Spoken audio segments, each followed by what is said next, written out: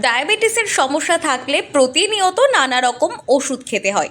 তবে এইভাবে প্রতিনিয়ত মুঠো মুঠো ওষুধ, কেবল ওষুধ খেলেই কি সমস্যার সমাধান? প্রতিনিয়ত মুঠো মুঠো ওষুধ আপনার শরীরে প্রতিক্রিয়া বয়ে আনবে না তো?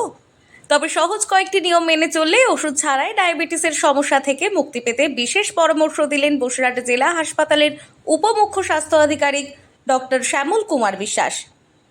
আমরা যে পরিমাণ গ্লুকোজ নিচ্ছি, যে পরিমাণ কার্বোহাইড্রেট নিচ্ছি, তার থেকে আমার বেশি পরিমাণ কার্বোহাইড্রেট আমরা বডিতে রয়েছে, যেটা আমি বার্ন করতে পারছি না। আমি প্রতিদিন যদি 500 কিলো ক্যালোরি কার্বোহাইড্রেট নেই, তাহলে যদি আমি প্রতিদিন 200 কিলো ক্যালোরি কার্বোহাইড্রেট খরচা করি, তাহলে কিন্তু 300 কিলো ক্যালোরি কার্বোহাইড্রেট আমার বডিতে জমছে।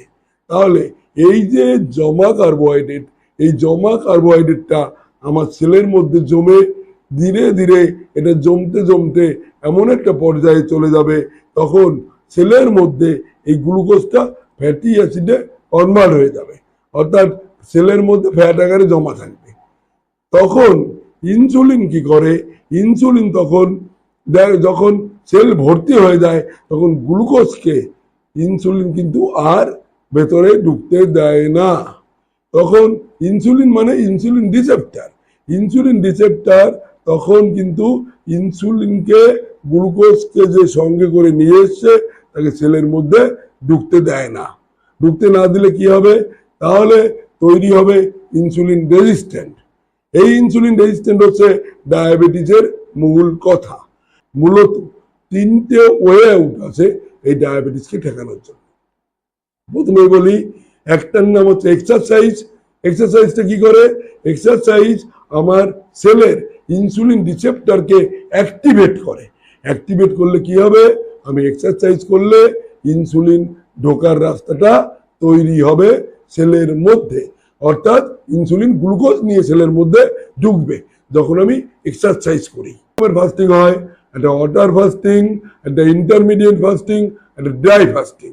আমি যদি প্রথম দিকে আমরা চেষ্টা করব ওয়াটার ফাস্টিং, অর্থাৎ সারা দিনে আপনি জল খেতে পারবেন, ডাবের জল খেতে পারবেন, ওআরএস এর জল খেতে পারবেন, সপ্তাহে একদিন অন্তত আর কিছু খাবেন না।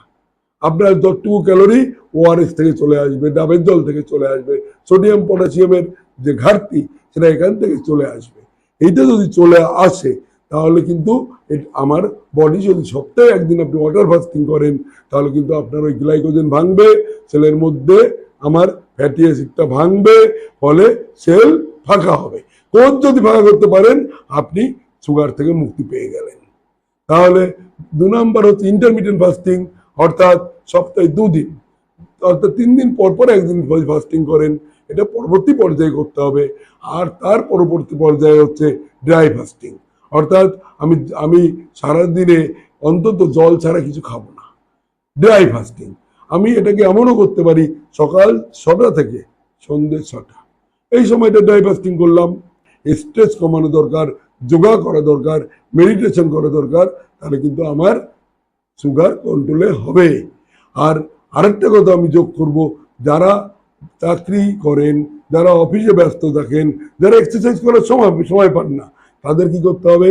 প্রথমের দিকে ডায়েটের দিকে তাকাতে হবে। ডায়েট কি খেতে হবে? ভাত রুটি কম খেতে হবে, অর্থাৎ ভাত রুটি কম খাবেন এবং সবজি এবং প্রোটিন বেশি খান। প্রোটিনের মধ্যে মাছ, ডিম, চিকেন, সয়াবিন, এগুলো বেশি খান।